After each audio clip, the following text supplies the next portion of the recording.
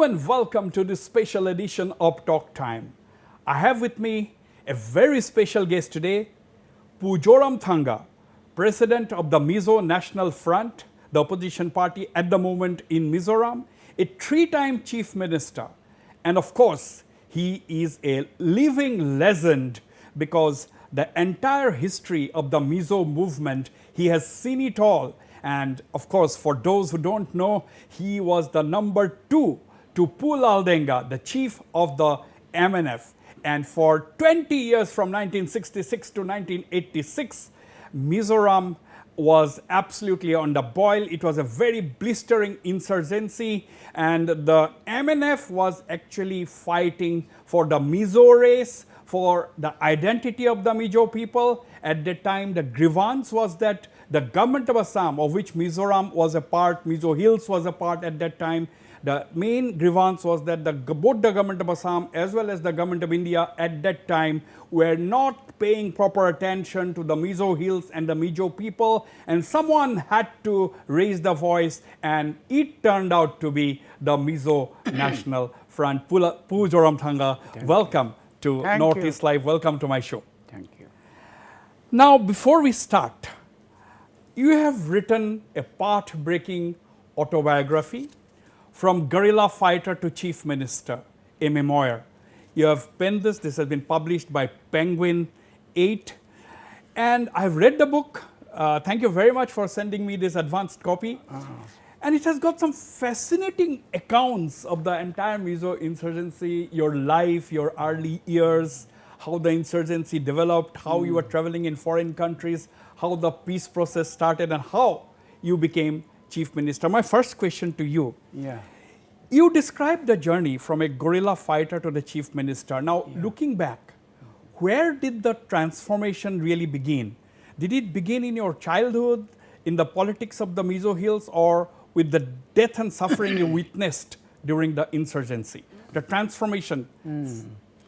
Well, in the year 1962, when I was a headmaster of a private middle school, there came election in Mizoram.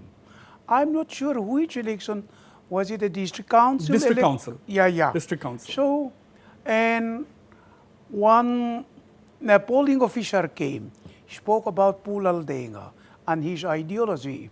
And he could speak those Pulaldenga's ideology in such a nice and beautiful manner that it really convinced me.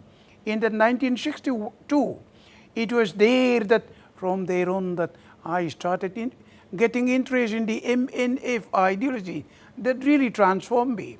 But anyhow, after that I joined the college in Imphal, Manipur.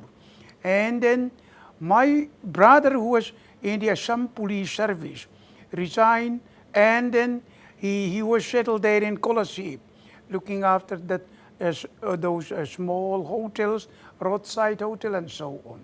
And during my college holidays, I joined him. And he was the most important person of the MNF leader in Colosseum. He was so interested in MNF policy. And then I became much more and more interested in MNF Influenced. policy. So at last, in 1965, 1 year before the trouble started, I joined officially but secretly in Imphal about the MNF movement, and I was appointed as the Assistant Secretary in the Home Department of the Northern Area of the secret underground government of MNF, taking a pledge secretly. From there on, I became the member. And then when the trouble started in the beginning of 1966, I was about to go to the underground, but our leader said that no, your examination is only 1 month away. So you sit in the examination, we still need a degree in the underground. Absolutely. So I sit there, and that's how I entered the underground group. Okay. You were studying in Imphal for your BA degree. Yeah. It was the DM college was then under the Guwahati University. Right. And you finally did your BA. And by the way, it was only on the 20th of August, after 60 years, that you got your certificate. That is for the viewers, that is for the record. On 20th of August, there was a function at the Guwahati University where you were invited and where your degree, BA degree, was handed over to you. Now, Pu Zoramthanga, what did the young Zoramthanga fought for at that time? Were you fighting, what was going on in your mind? Were you fighting for independence? Were you fighting for dignity, self-rule, or simply to end what the Mizos saw as neglect by the government at that time? What was in your mind? What were you fighting for? Well, I am totally absorbed by the teaching of Mr. Lal Denga's independence of Mizoram.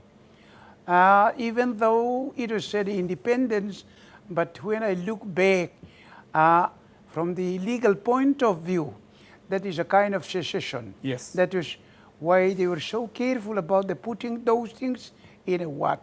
And I was interested in Mizoram freedom and Mizoram getting independence like that. And that is why that prompted me to go underground.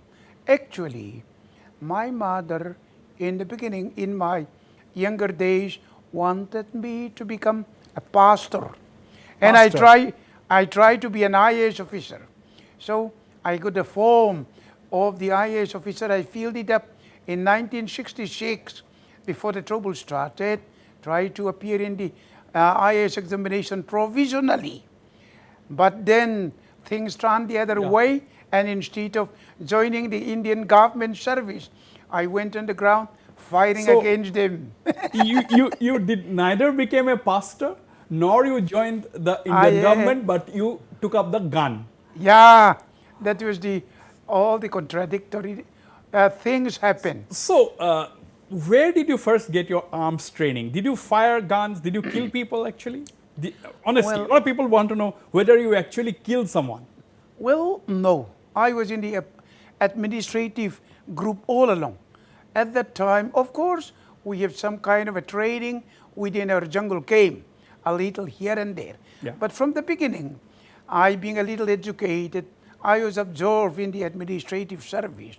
You know, Mizoram was divided into 4 administrative areas: northern area, southern area, eastern area, western area, and so. In the northern area, on the side of the Manipur side, was the chief commissioner, and I was the area secretary. And then from there on, after I was a area secretary for 3 years or so, we went down to East Pakistan. And I was selected by Mr. Lal Denga as his secretary. Since then, I became the Ekdom secretary all along. Okay.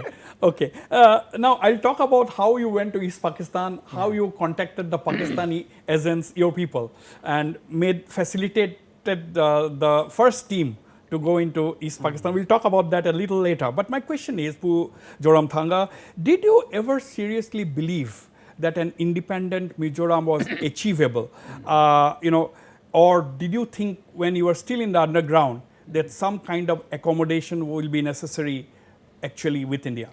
You know, in the beginning, I don't have that much idea when I just went to the underground. But after that, when I followed Mr. Lal Denga, he analyzed all the political possibilities. He said that in order to get independence, after the declaration of independence, and when we formed the underground government, he used to say that in order to get independence from India, there are 3 things which we have to pass through. One is getting a permission from the government of India or defeating the government of Indian forces, which is impossible as a clear thing. Number 2 is that getting foreign assistance through which we may get independence, which we are trying. Number 3 is that through the international pressure of the Indian to give us independence, those are possible. So later on, when I really joined Lal Denga as a secretary, even from the leaders, other overground leaders, whether they are the church leader, student leader or political leaders, they insist that, look here, it's better to have a peace talk with the government of India. Lal Denga said that, yeah, I believe that we have to follow the advice of these people. Therefore, having a peace talk with the government of India for the solution of this problem. From the beginning, well, Lal Denga was very reluctant to declare independence. But the seed was shown there from the beginning that independence should be this. Because there in the Constitution of India, while India was born in 1947, and then Mizoram was not included in the British India. And so when the Constitution was made saying that we the people of India solemnly resolve to constitute India into a democratic republic and give to ourselves this constitution. That was the birthright of India, but Mizoram is not included there. That gives the right. This is the thing that prompted Mr. Lal Denga to start this kind of movement. But from the beginning, he was really hesitant because he was a far-sighted man.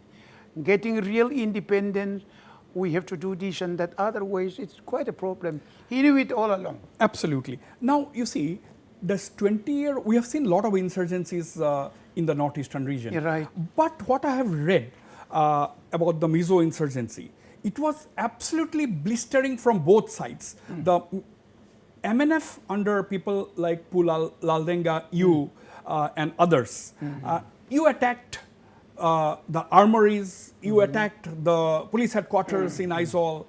It was never heard before. Even in today's insurgency, what we have seen, the armory, the police headquarters were not really attacked as such as it was done in Aizawl by the MNF. Now, the government of India also, for the first time, for only one time in its own big history, airdrop bombs on its own population. The villages were grouped. There was the grouping system. People were displaced from one village to the other. Now, from both sides, from the MNF side also, attack was very, very hard-hitting. From the government of India side also, the counter-insurgency response was also very hard-hitting.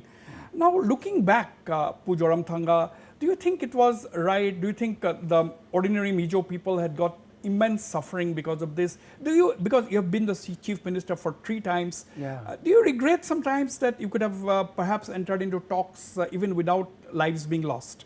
You see, MNF movement from the beginning was meticulously arranged, meticulously prepared movement. Number one, Lal Denga secretly entered East Pakistan and met the ISI people. And secretly accumulated, got the arms supply through the border area. And those were hidden. And then the main target was, all of a sudden, when the independence was declared, we will attack the armory. Here, Aizawl is the most important. Other towns are important, but Aizawl is the most important. They have done that.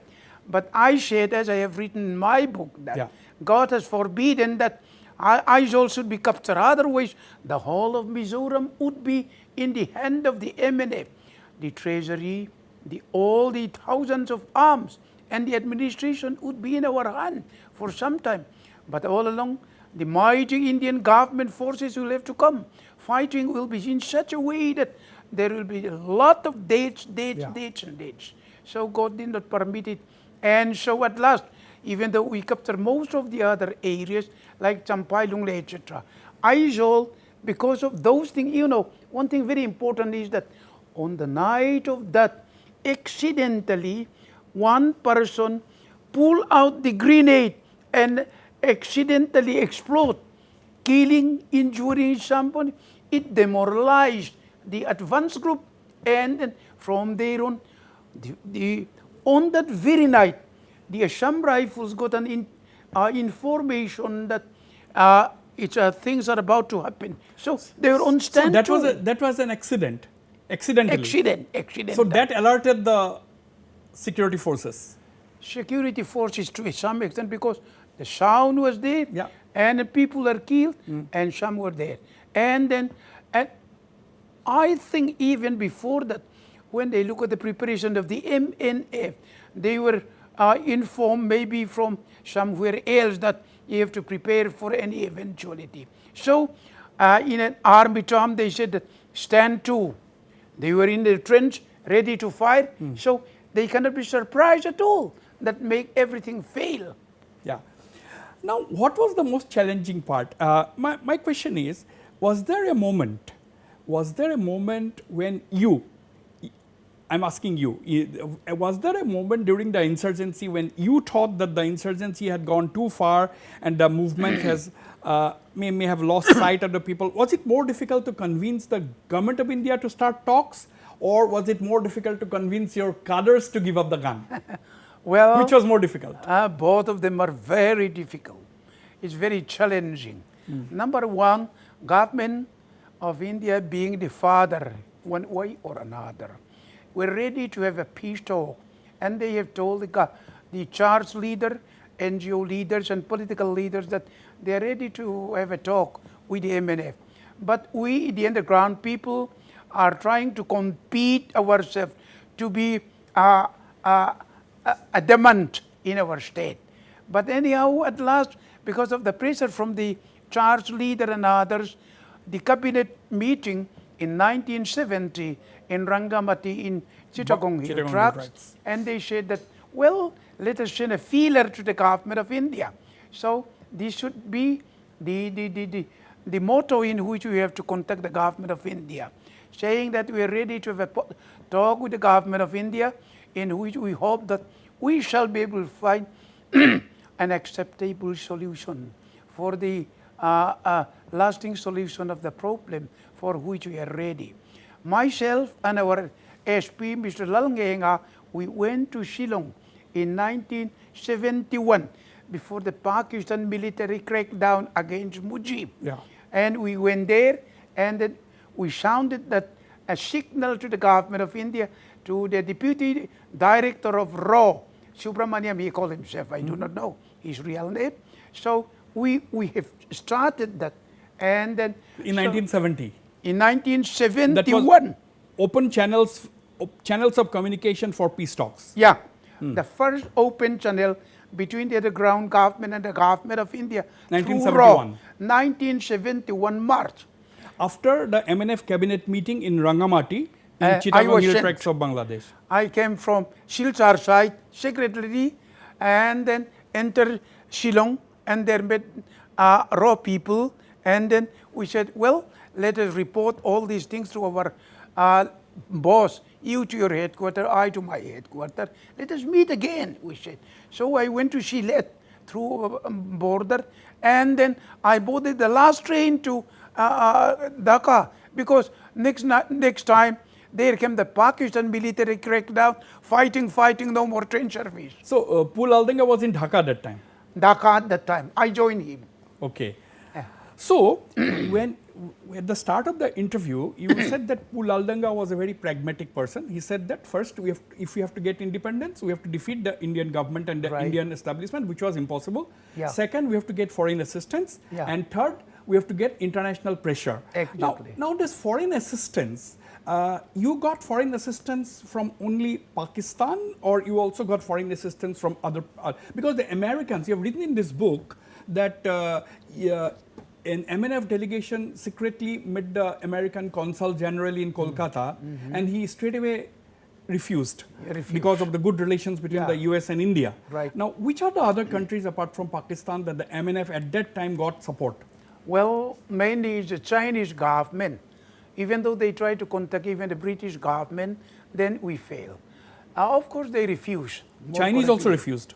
Chinese, they were a very good friend of Pakistan. Yeah. And all along anti-India. So they will welcome anybody who is an anti-India. Anti-India. So then Chinese government help us, and with the help of the Pakistan government and of China, we traveled together with Mr. Lalngenga in 1970 to Beijing. From the present Guangzhou, at the time it was Canton. We flew to Canton and then to Beijing. Flew from where? From Dhaka? From Dhaka. From Dhaka, we had a funny kind of passport. We had a folded piece of cardboard with a typewritten, and shield there, and with the Chinese visa, small visa piece. No, passport was from which country? Bangladesh passport? Or Pakistani passport? Issued by the Pakistan as a person having no country. It was called a stateless passport, which they used to issue in the bordering area. A person who really has no country or state. So you and Pulaldenga, two of you, or there were others also? Our foreign minister, Mr. Zoramthanga, three of us, we bought it and went there. The strange part is that they're at China. They're at the Beijing airport. Chinese foreign minister Han Yanlong received us at the airport. Chinese foreign minister? Exactly, but not openly. He was in the lounge, in the sitting room. Yeah. Not coming up to the air. No. And we received by the Chinese foreign minister Han Yanlong. That's a really strange small organization, underground group like MNF, received by the Chinese foreign minister. It never happened in other things. Yeah. And what kind of support did you get from the Chinese at that time? Well, they say that as far as they are, we asked for arms, rice, and financial assistance. Now, most important thing, now with that kind of a contacts, you establish contact with the ISI officers, maybe a general whom you have written in this book as Mr. Khan, met the MNF delegation and gave Pulaldenga and two others a .22 pistol and 20,000 rupees cash. Then you came back to Mizoram before the shipment came. Then you said that you had gone to China with a Pakistani stateless passport. My question is, how difficult was it later to accept the Indian constitutional framework, and swear as chief minister in the name of the Indian constitution? Yeah. Well, how difficult was it for you? Very, very difficult. Because all along, we moved down to West Pakistan in Islamabad. And from what the Pakistan Senate or the House of Representatives, their parliament, said that we have learned quite a lot from them, the realities of the sovereignty and which they can do and which they cannot do. Yeah. So we know that if at all we have to make a peace with the government of India, it has to be within the Constitution of India. Because beyond Constitution, nobody can say anything. Even the son of a prime minister or the son of a president has to be within the ambit of the Constitution. Therefore, any settlement will have to be within the Constitution of India.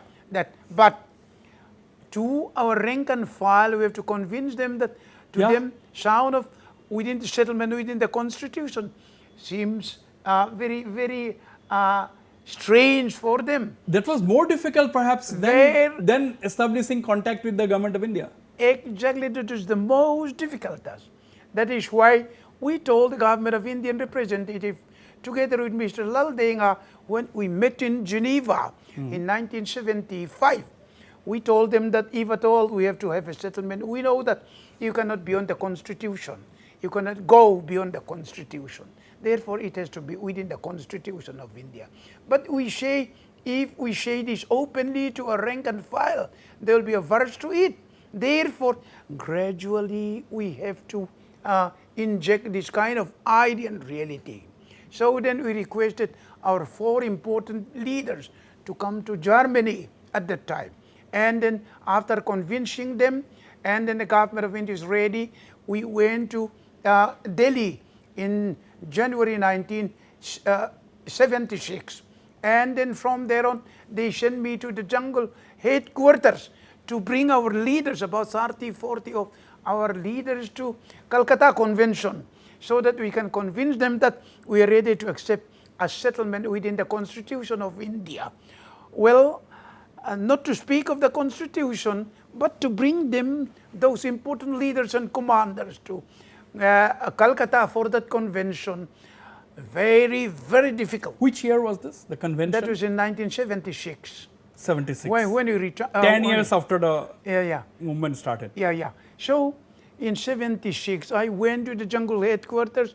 I tried my level best to bring all those leaders to Calcutta Convention. Jungle headquarters was in present-day Bangladesh, or? Yeah, present-day Bangladesh and Arakan area. So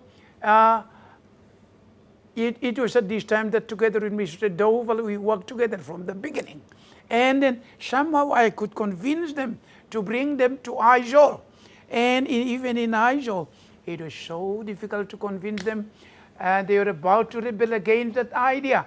But anyhow, with all my eloquence, with all my experience, and with all these things, God helped me to convince them. And I could bring them down to Calcutta and to have the Calcutta Convention. There at the Calcutta Convention, Absolutely. we passed that we can accept a settlement within the Constitution. Absolutely. You know, from being underground fighters to accept a democratic solution, democratic approach within the ambit of the Indian Constitution, what could have been more challenging than that? I am talking to the MNF President, Pu Zoramthanga. Don't go away. I'll be right back after this very short break. Welcome back. I'm in conversation with Pu Zoramthanga, who has been the president of the Mizo National Front without a break for the past 36 years. He has been talking about life in the jungles, about the Mizo insurgency movement from 1966 till the accord was signed in 1986. His travels around the world and so on. Very, very engaging conversation indeed. Pu Zoramthanga, you see, in course of the conversation, you suddenly mentioned that Mr. Doval and you work together. Mr. Doval, of course, is presently the National Security Advisor of the Government of India. And we had talked earlier about your good equations, friendly equations rather, with Mr. Ajit Doval. Yes. And he was posted also as the Joint Additional Director of the Intelligence Bureau in Aizawl. Now, tell me, was Mr. Doval, to what extent was he instrumental in the peace accord, in trying to establish open channels of communication and so on? What contribution did Ajit Doval had in the Mizo Accord? Well, really, on the part of the intelligence department as well as for the government of India, to a very great extent, he was an architect in framing the success of the peace talk. For example, when I could bring our leaders there to Aizawl, trying to convince them of their acceptance to come to Calcutta for that Calcutta Convention, Mr. Doval was very useful. He tried his level best, being the IB chief there in Aizawl. So he helped me a lot, and Mr. Doval was really an architect and instrumental in making these workable and successful in the process. Right. And I also want to know, for the sake of our viewers, like you had the MNF delegation with the help of the ISI went through Karimganj, presently Sri Bhumi, into East Pakistan, established contact with the ISI. Then you said you traveled to Karachi and so on. Then you would travel to Beijing. You said you met the Indian negotiators in Geneva. Then you called your people, some of your 4 important leaders, to Germany, Kolkata, of course, Aizawl. Which are the other countries where the negotiations took place, and why Germany? Why you had to call these 4 people to Germany? You were traveling all over the world at the time. Well, not very many countries, but few countries, rather, let us say, because trying to contact the government of India to pick up the trade that we have left in Shillong in 1971, we tried to contact the government of India, but the Bangladesh war was there, and then it was already separated. Luckily, we could be there in Islamabad. Without the knowledge of the Pakistan government, we have to contact the government of India agency. And we tried to contact through Arabian Sea via Bombay, which we failed. And we tried to go through the Thar Desert by caravan, but they said that now there are too many robbers, we dare not bring it there, the guide said. And through the Lahore, from Lahore side to the Ferozpur sector, we tried to cross it, but we fell miraculously. At that, later on, I contacted one of the American, must be CIA agent, but he called himself economic officer or something like that. And he suggested that if you like to contact the government of India, the nearest one is Kabul. There they have an embassy. no more embassy of India in Islamabad. So you go to Kabul. At last, we went to Kabul, and there we met the government of Indian representative. I went to Kabul about some 6 times, and because it is nearby. And then after that, going to Kabul too many times, it created a lot of passport problems and visa problem. And later on, we changed into Bangkok later on, and then we went to Tehran side, and then to Tehran itself. You went to Tehran also? Yeah. Well, Shah was there. Shah was still there. The Shah of Iran. Yeah. The Shah of Iran was still there. And then after that, we went to, after I met the government of Indian representative in a foreign country, after 6 times, on the 7th time, I could bring out Mr. Laldenga and Mrs. Laldenga to Geneva. From where? From Pakistan, because we have to move out very secretly. And then we went down from Lahore to Karachi, and from Karachi to Beirut, and so on. So on the 15th of August, 1975, together with Mr. Laldenga and Mrs. Laldenga, from Karachi, we flew to Beirut, Beirut to Istanbul, Istanbul to Geneva. Incidentally, it was the day in which my old friend Sheikh Mujibur Rahman was assassinated.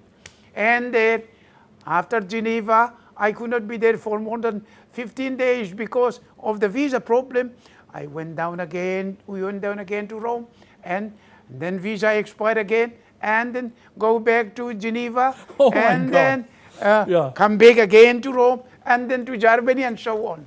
Who was funding you? Who provided Government the of India from the beginning. Okay. Yeah. Government of India. Government of India is very considerate. They have a large-hearted fatherly attitude to this, and that makes success this all peace talks.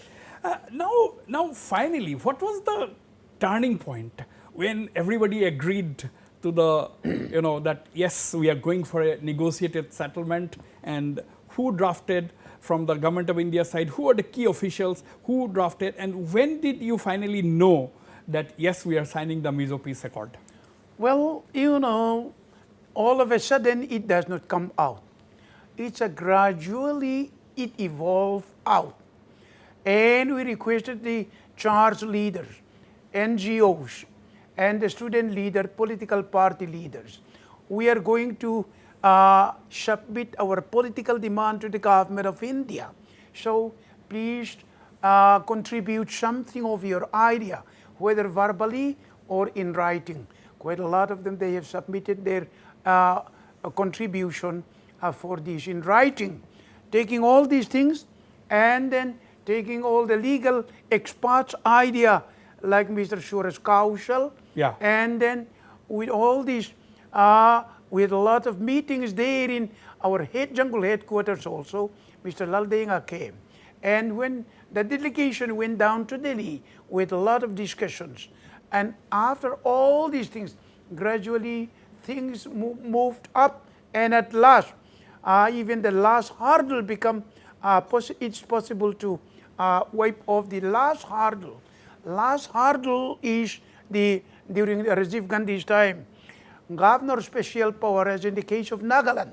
In Mizoram also there should be governor special power. But we say that it is going to be a peace area. Nagaland is still a disturbed area.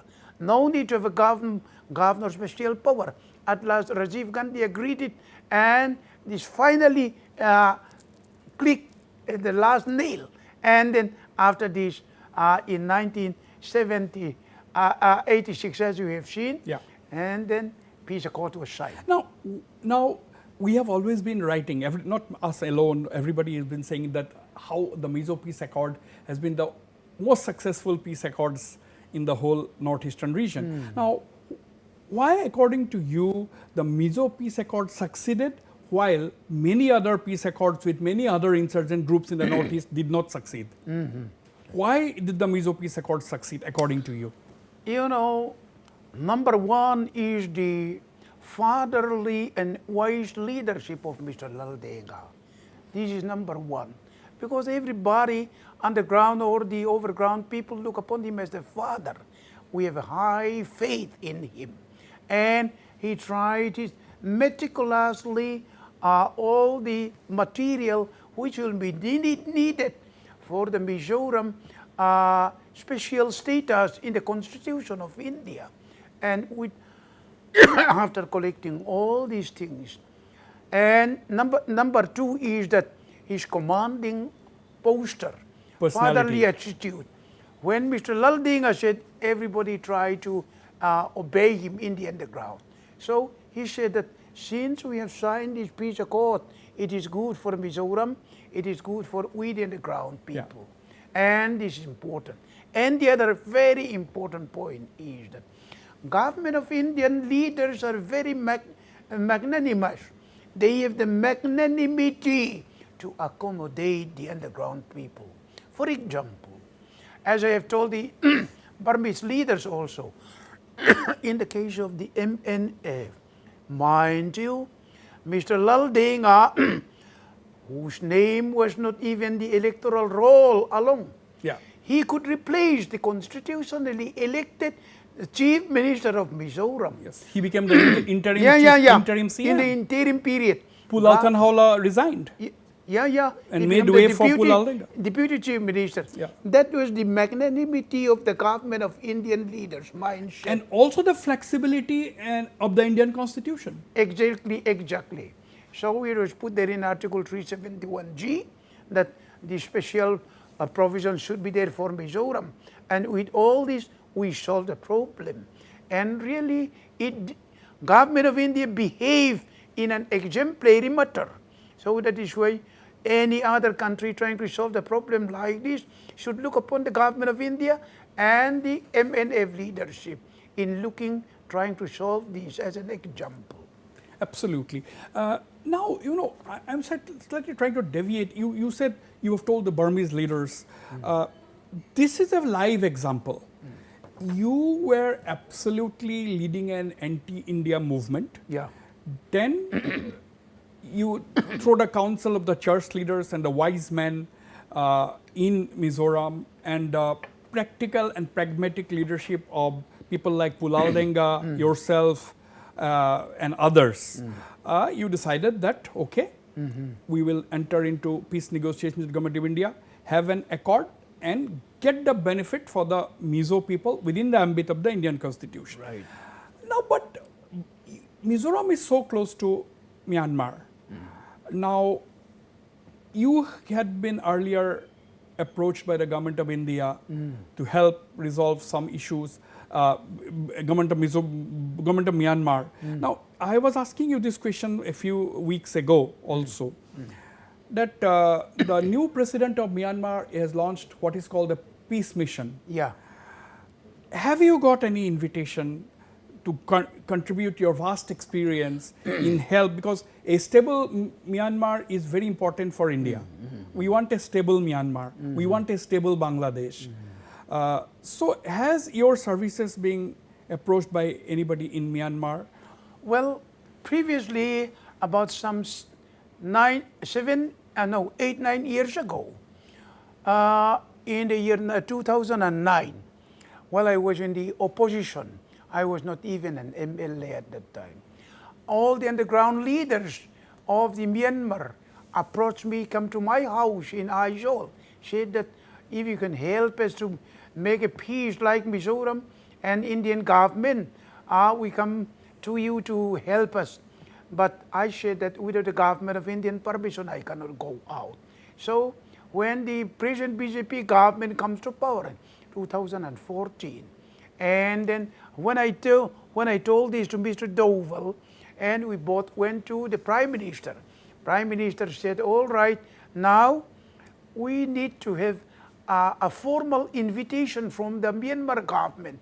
Otherwise, we cannot simply poke our nose inside their affairs. Absolutely. So, Mr. Zoramthanga, go there in your personal capacity.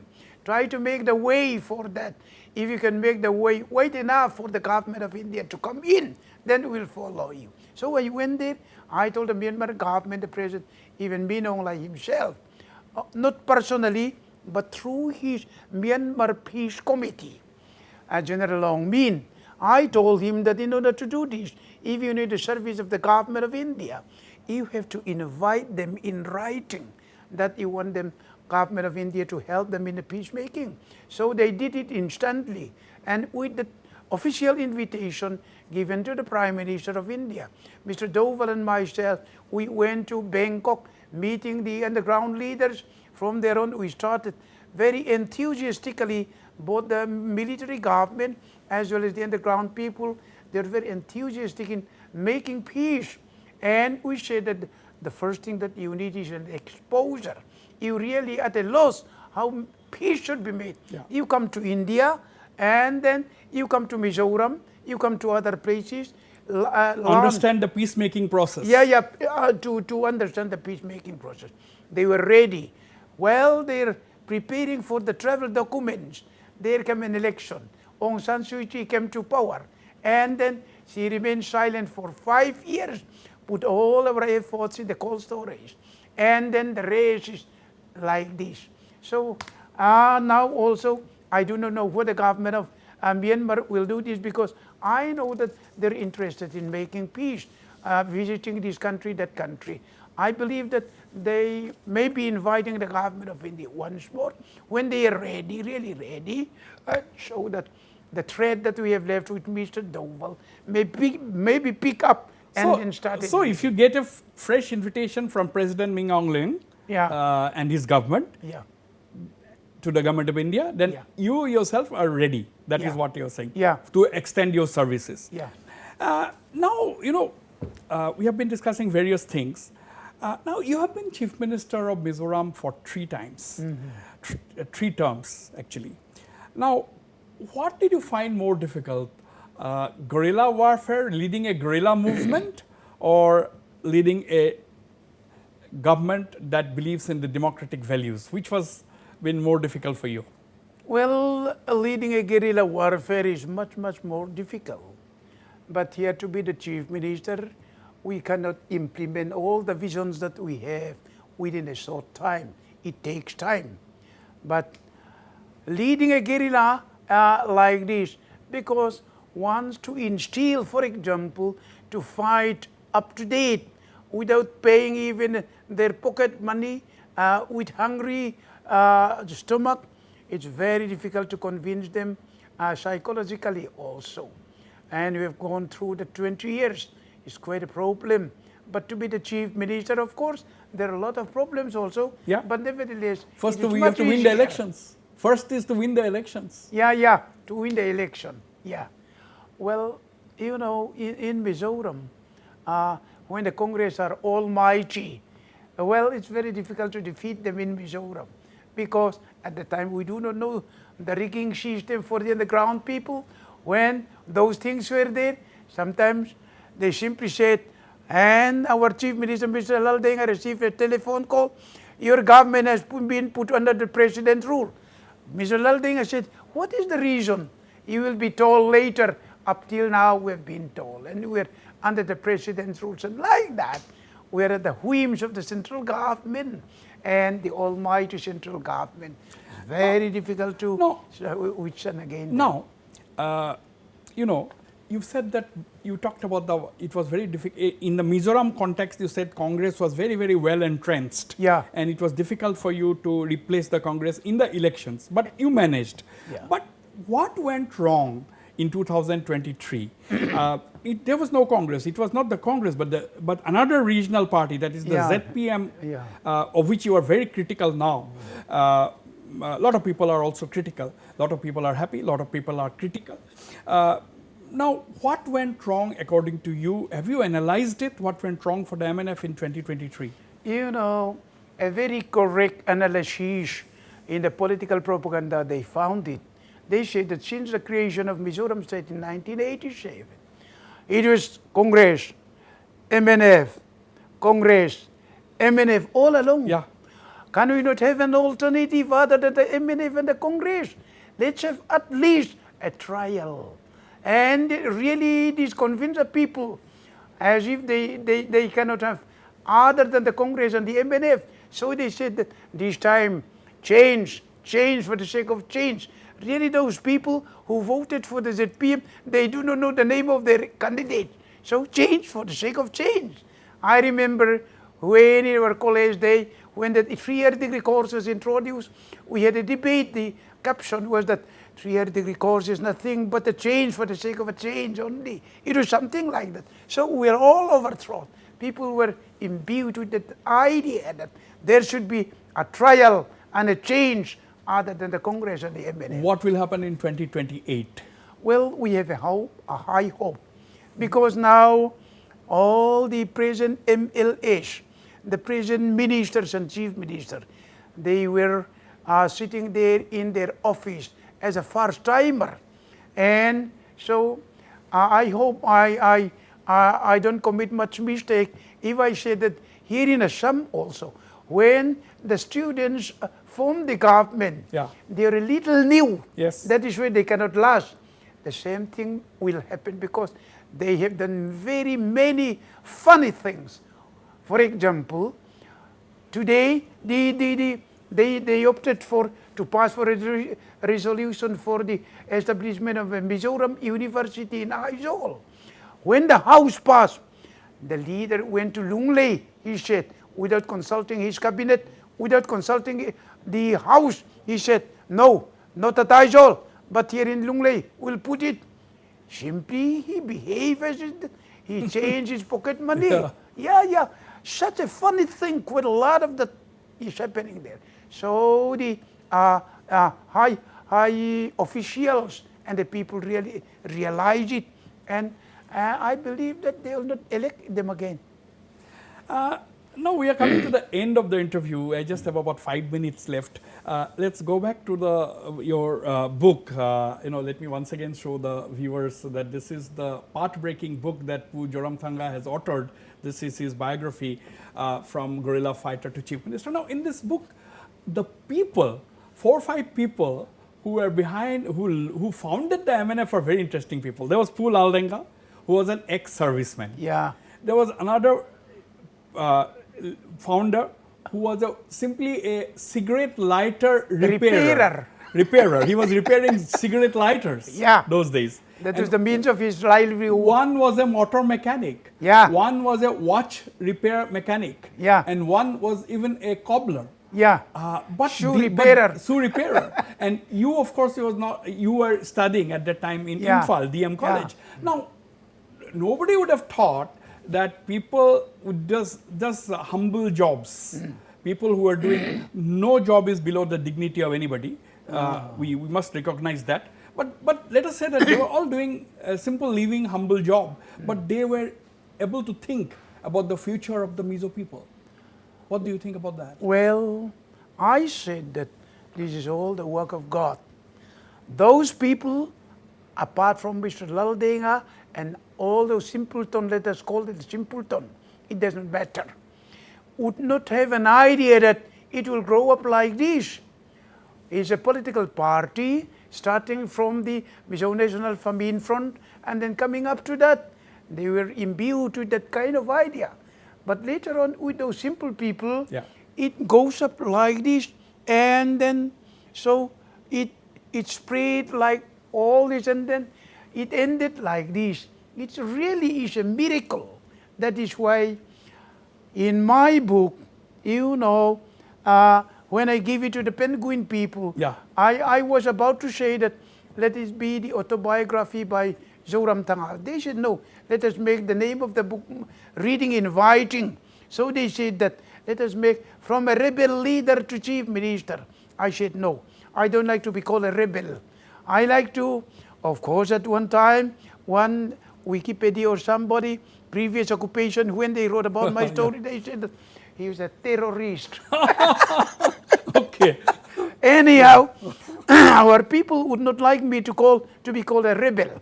We call ourselves freedom fighters.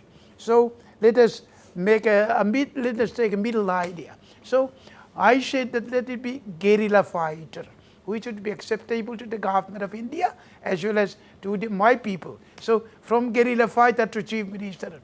That is a compromise. Have you presented a copy to Mr. Ajit Doval? Yeah. I've given. You have given a copy to all the leaders important leaders that, like Right. Amit Shah and the Prime Minister himself also. Absolutely. Even the My- photograph my- of the Oval was there. Okay. My final two questions. 40 years after the Accord, Yeah. 40 years, now we are in 2026. Yeah. 40 years since the Accord. What do you think is its greatest achievement, and what is the greatest unfinished work For Mizoram, for Mizoram? in the context of Mizoram. In the context of Mizoram. I Unfinished business. Greatest I- achievement and unfinished business. Right. I have a vision. I have a vision that Mizoram is practically, it will be not a 21,000 square kilometers, but that is by airmail. In a practically, it will be more than 30,000 square kilometers, maybe more than that. That available cultivable area will be much more than that. Only a little over 1 million people. It can feed almost 2 times the present population. And there's a lot of rainwater there and fertile land and everything was there. But because of the lack of communication, anything that you can grow, it thrives well. So the development of Mizoram, that is the main target also. And as far as the development of Mizoram is concerned, we have to do 4 things. One is the production, the other is transportation, the other is processing, the other is marketing. All these 4 things have to be synchronized together so that in Mizoram there will be development. I still believe that if those land of more than 30 to 40,000 square kilometers of fertile land were inhabited by a little over Japanese people or Israel people, they would have made it one of the highest per capita income in Indian state. We could do that. Therefore, what I told my underground boys is that I cannot change the fertility of the land, but I can change your mindset. With that, we have made ourselves self-sufficient in the underground period. That was my future. My final question. Yes. You have been a guerrilla fighter, you have been chief minister not once but 3 times. If history were to judge you, your journey in one sentence, if history were to judge your entire journey in one sentence, what would you like that sentence to say about you? Well, if some people read about my book, if it is a concocted novel book, they will say that you made the starring too fortunate and lucky. It is unlikely. In fact, it is. But because of the God's grace that I have come through, miracles upon miracles pile up together to complete it. That is why it is only because of the God's arrangement that all these things are done. That is why even in the last, yesterday conclusion of my speech, I said, quoting a poem, a hymnal from the Christians, I said that when this poor lisping, stammering tongue lies silent in the grave, there will my book proclaim to the world how the Lord has done for me. Absolutely, absolutely. And how would you like everybody to remember you? Well, let them remember me as the servant of God. As a servant of God. Yeah. And because whatever you have done in your long journey is the will of God. That's what you are saying. Exactly. That is what I feel. Zoramthanga, thank you very much indeed for this very, very candid conversation. Pleasure meeting you as always. Thank you, Wasbir ji.